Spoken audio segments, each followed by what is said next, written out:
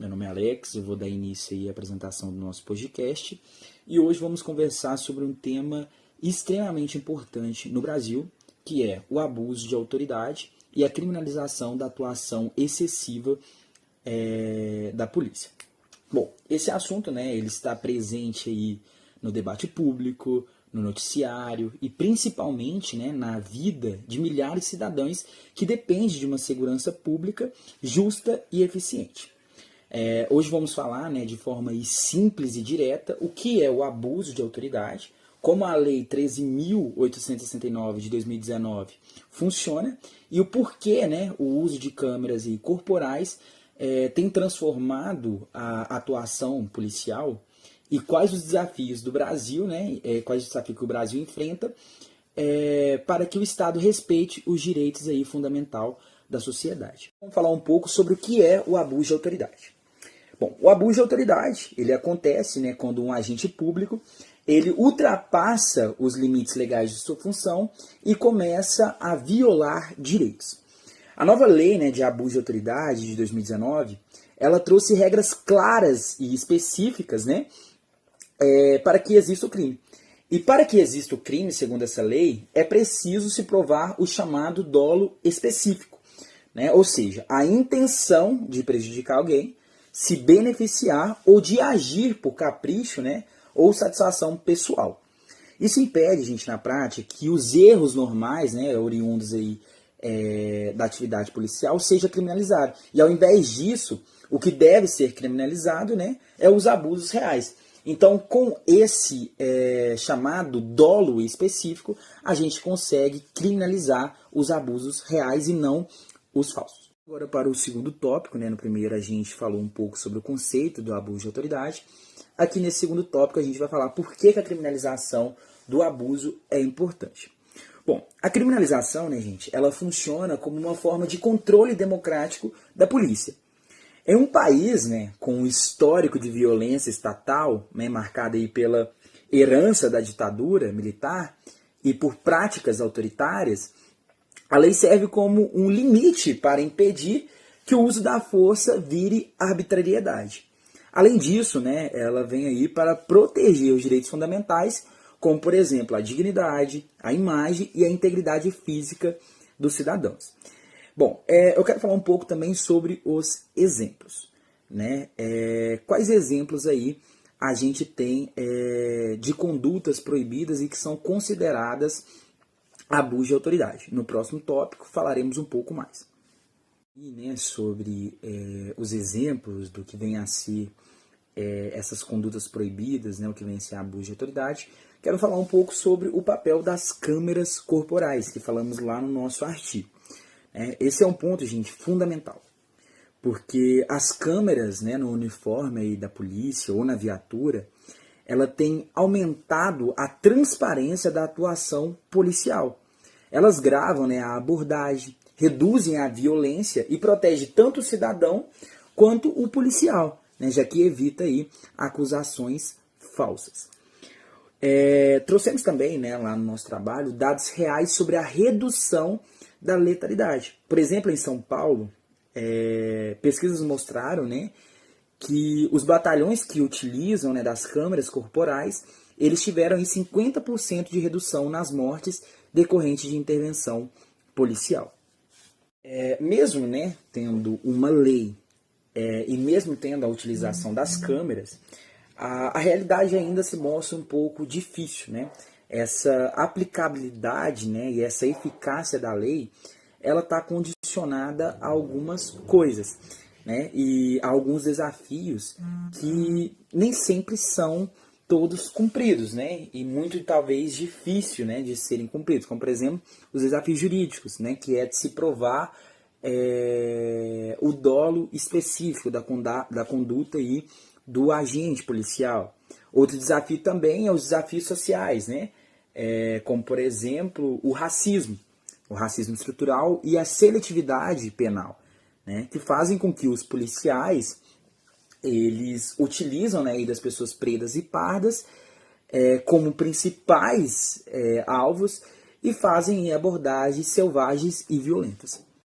Olá, tudo bem? Meu nome é Camila e eu vou dar continuidade aos vídeos e o tema que o Alex começou anteriormente, que é exemplos práticos de abuso de autoridade. Temos aí abordagens e revistas ilegais. Um exemplo clássico que eu posso trazer aqui é uma abordagem policial sem justificativa objetiva. Ao identificar que uma simples atitude suspeita, um policial suspeitar que um sujeito que está andando pela rua está fazendo algo ilícito, não dá a ele o direito e nem justifica para ele ser abordado e revistado. A lei deixa claro que a simples atitude suspeita não autoriza a revista pessoal. Se o policial revista alguém sem motivação, apenas pela aparência, que vemos muito hoje em dia, pela cor da pele, pelo local onde estava ou horário, isso caracteriza o abuso de autoridade. Outro exemplo que eu quero dizer também é agressões físicas durante a abordagem, que é o uso da violência desnecessária, o excesso de força da parte policial. Ela só pode ser usada quando houver resistência real e de forma proporcional, nada em excesso. Agressão após mobilização do suspeito constitui o abuso. Por exemplo, o policial bateu em uma pessoa algemada, já caracteriza o abuso de autoridade. O uso indevido das algemas. As algemas só podem ser usadas quando houver risco de fuga, resistência ou perigo ao policial ou à população. Algemar uma pessoa tranquila, que não resiste à prisão e que está cooperando ali e que não oferece ameaça, configura também um abuso de autoridade. A prisão ilegal ou o prolongamento da detenção, manter alguém detido por tempo maior que o necessário ou prender sem fundamento legal também é abuso. E isso está no artigo 9 e 10 da Lei 13.869 de 2019, que é decretar a prisão sem o respaldo legal ou prolongar a detenção. Eu trago um exemplo também, para ser mais específica, que é o constrangimento ou a humilhação. Hoje em dia, como temos acesso a vídeos que circulam pela internet e jornais, que todos nós temos acesso, todo mundo já deve ter visto em algum veículo de comunicação que um policial, por exemplo, obrigar a pessoa a se expor ridículo, que é divulgar a imagem dele, que é defamar ele, filmando ele, por exemplo, durante a operação.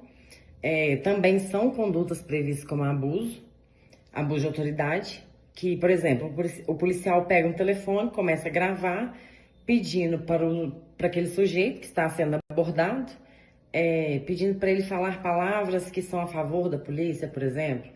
A invasão de domicílio sem autorização também configura o abuso de autoridade. O policial só pode entrar na casa de alguém com o mandado judicial ou em situações excepcionais, como flagrante delito ou risco iminente. Entrar apenas por suspeita ou denúncia anônima, sem outros elementos, também é ilegal. A atuação excessiva não se limita ao abuso físico. Não somente a agressão física, ela também vai para operações desproporcionais em comunidades, altas resistências, que é manipulado para encobrir execuções, que muitas das vezes a gente vê. Recentemente teve uma chacina no Rio de Janeiro. O uso de armas letais, quando cabe só a imobilização, já é o suficiente. A pressão psicológica também durante os interrogatórios. Eu trago um exemplo também, que é o caso da Vitória Regina, que vocês devem saber qual que ela foi encontrada sem vida, e o suspeito foi interrogado durante 2 dias na delegacia, sem estar acompanhado por um advogado. Isso configura um total abuso de autoridade. A condução coercitiva sem intimação prévia também foi vedada pelo STF. O tema do abuso de autoridade revela que o Estado, para proteger a sociedade, também precisa ser limitado. Tem que ter um balanço, tem que ser tudo nivelado. A polícia desempenha um papel indispensável, é claro, mas também todos estão submetidos à lei e aos direitos fundamentais, que somos resguardados no artigo 5º da Constituição Federal. A atuação excessiva mina a confiança da população, fragiliza a democracia e viola a própria finalidade de segurança pública. Cabe a nós, como juristas, em formação, compreender, fiscalizar e discutir esses limites, para fortalecer o Estado de Direito e garantir que a força pública atue com a legalidade e proporcionalidade e respeito para todos os cidadãos. Obrigado por acompanhar até aqui. Até o próximo vídeo.